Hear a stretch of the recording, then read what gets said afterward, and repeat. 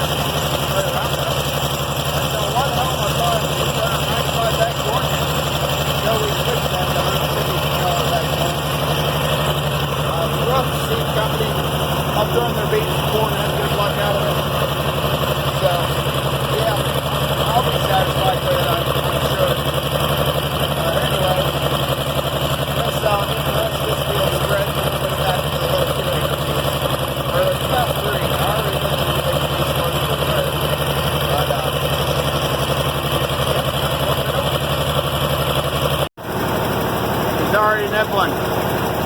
Good thing that ain't my corn yet.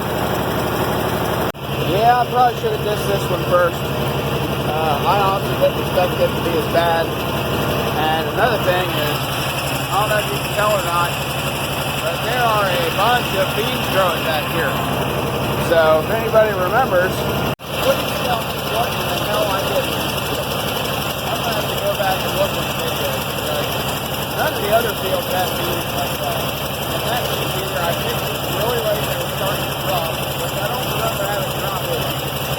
Like those pods in the roll open, the wet dry, wet dry.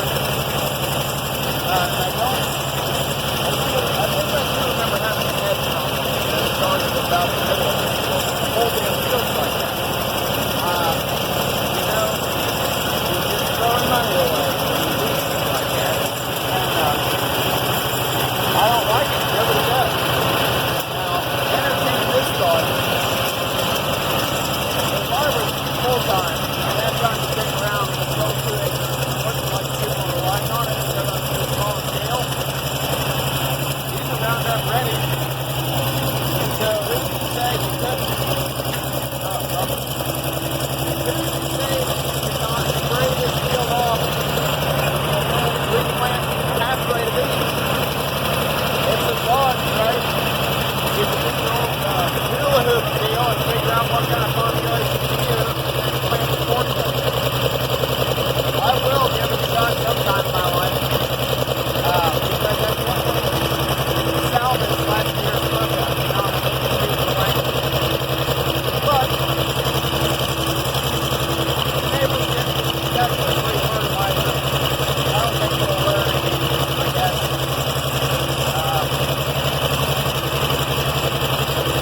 And I'm about out. So I'd say that I set it up pretty good. There ain't much in there. Probably have to get off and knock it. Get it down to the drag chain, the floor chain. And let's see. It was calling for 635, right? Well, on the planter, or I'm sorry, the spreader, it only goes to like 639 or 572. That was at 4 inches and 4.5 inches on the gate. So I went 4 1/4. So thinking like, okay, I'll do 600. I always have overlap anyway because I don't know what the hell I'm doing. And the only GPS I got is a little pointer on the front of the tractor. Yeah, that's it for this deal, I guess. To be honest with you though, I was kind of hoping to have a little bit left over. Which not having any left over means I did exactly right. It ran out right when it's supposed to. But I like to go around the ends, like just make a square. And that takes care of any deviations from where, from where I turn at the end of each pass. There's always like a small triangle spot that doesn't get any or doesn't get as much. And then what's on the inside turn gets too much. I guess I could shut the thing off every time, but what does it have this now? Oh, ready. Oh. Okay, we're safe. Now she'll chug up this hill because misfire and all. Another thing is, I really think I have a hole in the top of my tank, and that's why so much water is getting in there. I know most likely that I need a fuel cap, not a big deal, but to pull 3 gallons out of a tank, it takes a long time for 3 gallons to get to that tiny little hole on top of the fuel cap. So, yeah, when I do the head work, I think the problem with the misfire stuff's in the head. The guy told me I had a blown head gasket. But when I do that, I will for sure be taking the thing off and inspecting that issue. Alright, so I spent all morning working on the planter.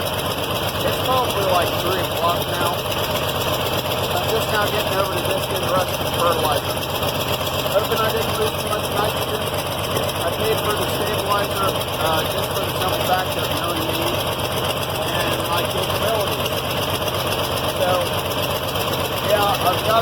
5-acre piece one more time, and this backfill is probably going to use this twice. Most likely what I'm going to have to do is disc it, let it sit and dry some, and then come back and disc it again. I plan on putting some corn seed in the ground fill, but I don't think I'm going to have this back piece done, just to be honest, because it's got grass in there. You saw that. Oh, that's nice. I'm driving through a hell of a mess with some kind of flying ants that are all over me in the tractor. Hopefully they don't bite. I don't feel it. But, yeah. We'll get back here and we'll see what we can get done. Yeah, so it's actually cutting up way better on the first pass than I anticipated. Maybe we will get the plan today. Now, this isn't the thickest part of the grass, you know, but I'll tell you another funny thing. Them deer are back over the same spot. I think it's pretty funny. Deer are just habitual animals like that. And for some reason, they don't really care about tractors. They like to cross. They think they see a tractor and they probably, oh yeah, plant something for me. But the planter went okay. It was just a lot of, my wife's pregnant, so every time I had to get up off the ground, and grab the tools and stuff. It's usually just really nice to have somebody there helping you, even when it's like thinking out loud and trying to figure stuff out. I think I got it. I think it'll do good. I think I'm going to need more bags of fertilizer for the planter though. I'll send her to go get it. They'll load it for us, dude. But, yeah, it's Monday. I have no idea. It's the last Monday before June. I don't know. It's Monday. It's my day off. So this is the time I have to do this stuff. But, yeah, I'll quit talking over the loud tractor. I know it's hard to hear me. And we'll see you here in a bit. One thing that I just saw that is kind of intriguing, a little alarming. There is a giant bee's nest in the ground that I'm going to hit in my next pass. I don't know what kind of bees. They just look like regular bumblebees, not the big ones that like eat your wood. Regular bumblebees you see on dandelions. We'll figure out what happens with that. There you go, there's the bee's nest. See how mad they get. Hopefully we just covered them up. So I guarantee you the next pass, I'm glad I was on the edge of the desk because I'll be 30 foot away from them.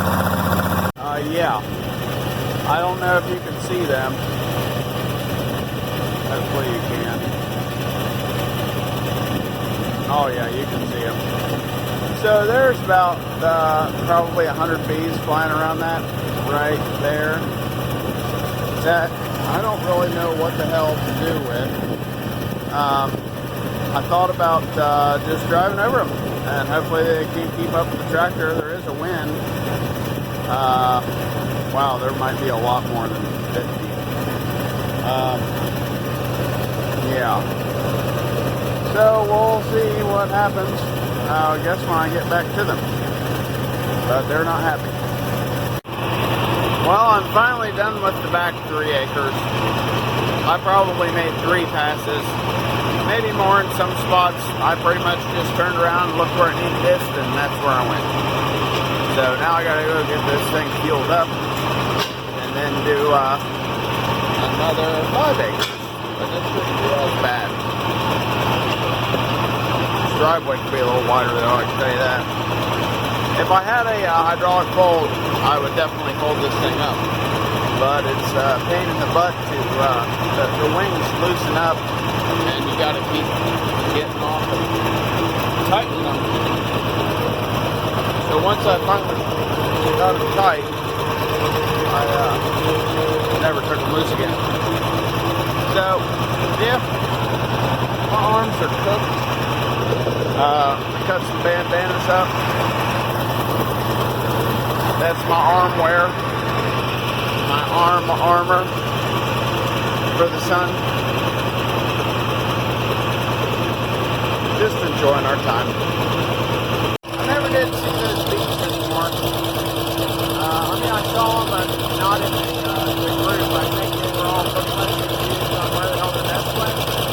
They were just scattered everywhere, you know, and stuff. But it kind of stinks about the sleeves that I got on. But now I think my neck's getting, to be honest, the top of the arm, that's the worst thing to me. That right, oh yeah. That's gonna hurt too. Fueling up now. I got a new oil leak. Doesn't look extreme, but it's wet there. No, I've not adjusted the timing. Because I could get this one running. But sediment bowl's looking great. It's doing its job. Collecting sediment. Haven't had any more water issues. Got some tree branches free of charge. I think I'm going to go ahead and tighten up these belts real quick. Just because it's pretty loose, you know. I don't know. Well, the fan belt's okay, but the water pump and alternator belt. And the temp gauge doesn't work on this thing. It stays cold, and I've heard other people complain of that. And my other one, when it was gas, did the exact same thing. The temp gauge just wouldn't move. But she's collecting some dust. She's starting to look like a work tractor. You know, I just wish it was 6 instead of 4 cylinders operating, because low third is all I can do.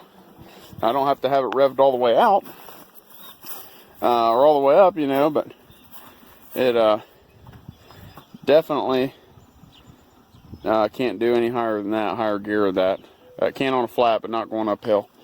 And I think I'm going to do some adjusting to my disc, because if you look, so see if I can get you a good angle here.